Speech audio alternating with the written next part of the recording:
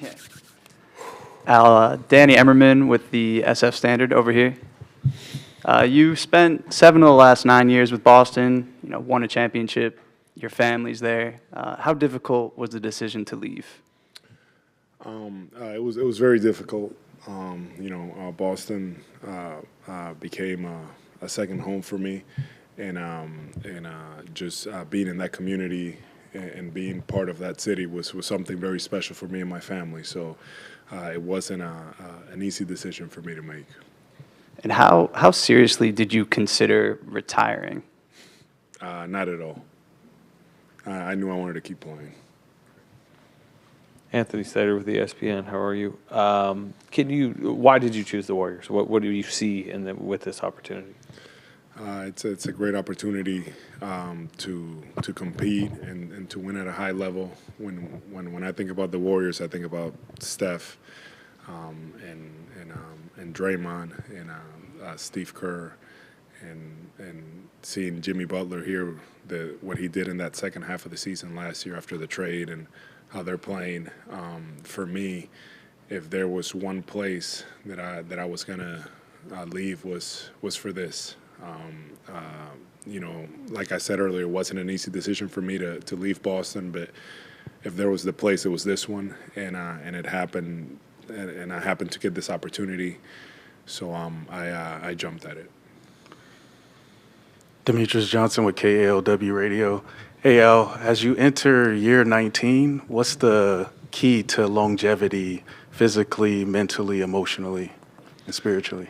I'm glad you asked that question. For me, my faith, it's what holds me, what carries me strong, and that's where it all starts with me. That's where I lean on, and that's where I find my strength.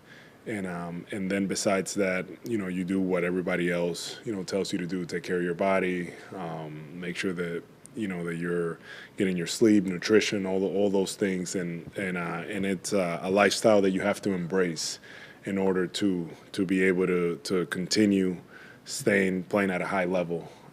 I understand the challenges. It's much more difficult the older that you get, but that's where the discipline comes in and the commitment to the daily work, and you have to enjoy this.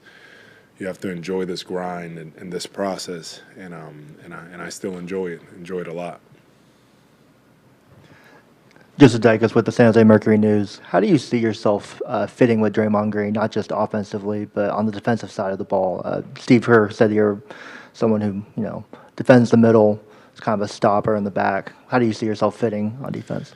Well, very well. Draymond is an elite defender, defensive player of the year. All defense for many years. Just a guy that knows how to play, that's going to make the game easy for me. And he's somebody that I've been leaning on a lot just since I've been here, just trying to learn from him, ask questions, trying to get as familiar as I can, as comfortable as I can, especially on the defensive end. And he's just a very smart player that just thinks the game, and he sees things very clearly. So for me, I don't think it's going to be an issue, and I'm just going to be, I'm going to be trying to learn from him as much as I can, any opportunity that I can. And how different do the Warriors do things defensively, or just as a scheme compared to other teams you've played on in the league or seen around the league? How different are they? It is different. With some of the rotations and how we want to defend and the things that we want to take away. So I'm here trying to get acclimated quickly, and today was a really good first day of practice for me, and I just have to continue to take all the information and try to get caught up to speed with what's expected of me. Hi, Al. Janie McCauley from Associated Press. Welcome. What was this like for you the last few months when there was so much uncertainty around the Warriors' free agency period because of Kuminga's stalemate? And did you just sort of hold out faith that you'd be here with these guys eventually when the timing was right and to get going? And I'm sure it was a little bit strange as well. Yeah, definitely a lot of emotions, a lot of questions, especially trying to make a decision. And for me, more than anything, I wanted to make sure that my family and everybody was stable and in place, and that was the biggest thing. Once I knew that we were taken care of, and as far as that my family was good, then everything else, was kind of easy. But it was definitely a very odd off season, just kind of waiting and seeing what's going to happen, seeing what's going to take place. Just my whole focus was on my training and preparing myself and making sure that I was in the best place for when the season started. Tim Kawakami, Pacific Standard. You've obviously matched up against the Warriors in some huge games, obviously Boston, but I remember some big games with Atlanta too. How well do you know these guys? You mentioned talking to Draymond. Did you have pretty good relationships with them even before this summer? And like, do you feel like you're just can fold right into a very veteran group too? How do you fit into all that? Yeah, like you said, we've had our battles over the years. I did not have a relationship with any other guys here. Usually when I'm on a team, I don't. You're not going to see me at half court at the end of games, hugging guys and socializing and doing all that stuff. I mean, maybe it'll change a little bit now because Drew Holiday's in Portland, KP's in Atlanta. Now I'll see some of my former teammates, and it'll be maybe some more affection in that way, but I don't have a relationship with any of the guys, so this is all fairly new. But the respect from my end is there with them, with what they've done, as competitors, competed against them obviously at the highest level. But now that that we're teammates, I'm quickly trying to get acclimated and quickly trying to find this Warrior way. That's it's new to me. But I'm just I'm excited for this opportunity that I'm getting, and to be here. Nick Friedel, The Athletic. If we all agree that talent is most important, as a guy who's won in college, won at the highest level in the pros, what is the through line for championship caliber teams? Yeah, that's a good question. I think there has to be connectivity. I feel like that's you have to find that chemistry within the group.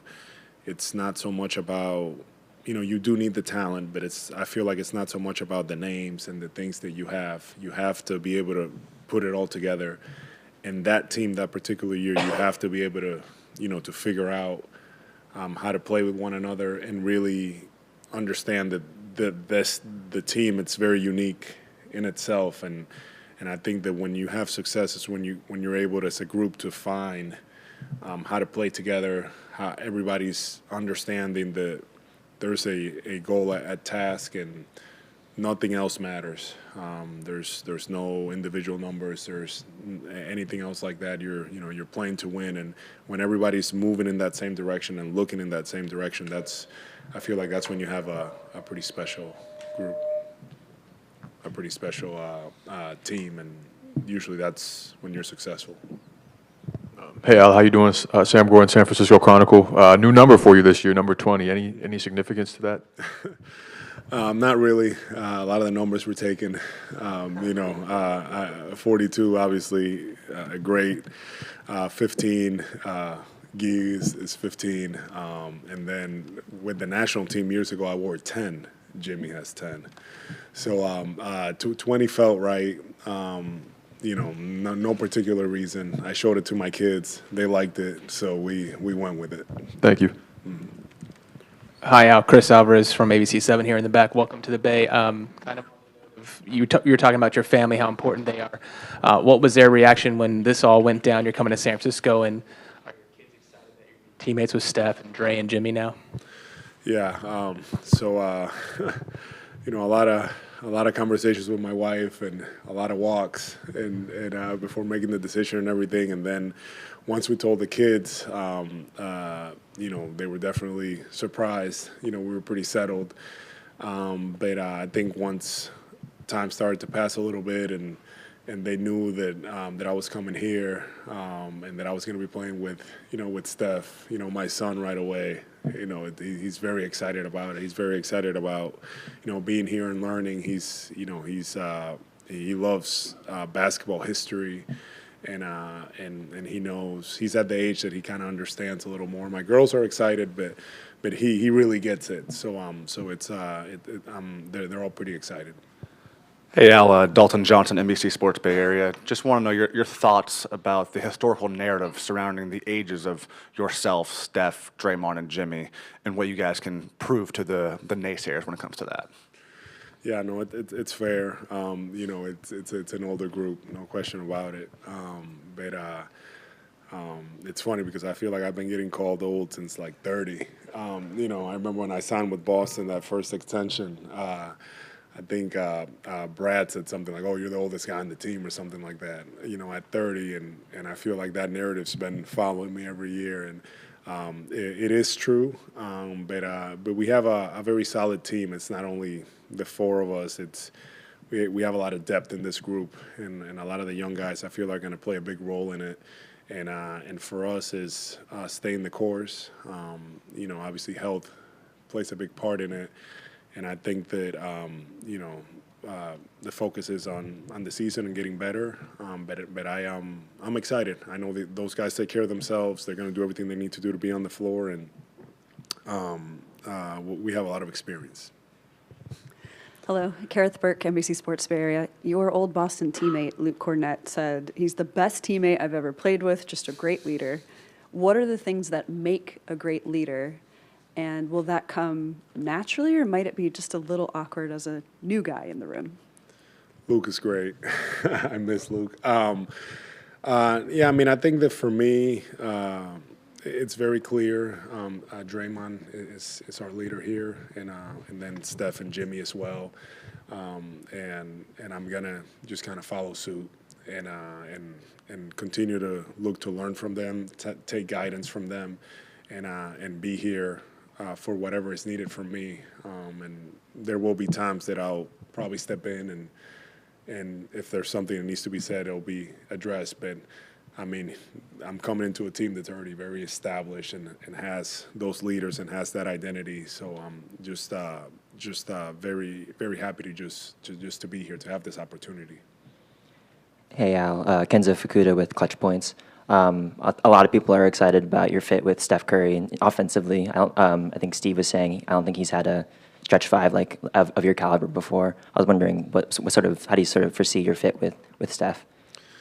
Yeah, no, I'm excited. I'm excited just to to be able to be on the floor with him and not have to chase him around and try to contest him and all that. So the fact that we're on the same side, it's something that it's special for me, and I'm really gonna try to take advantage and learn from him as much as I can. He sees the game in a very incredible way, and I'm just gonna follow suit and really lean on him and lean on Draymond to kind of show me the way.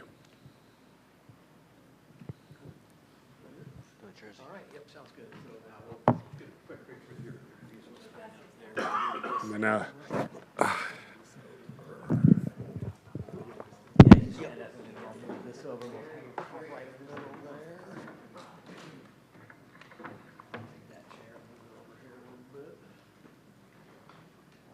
it was a long way you made. Long way. Oh, right here? Yeah. Right there, big smile on your face.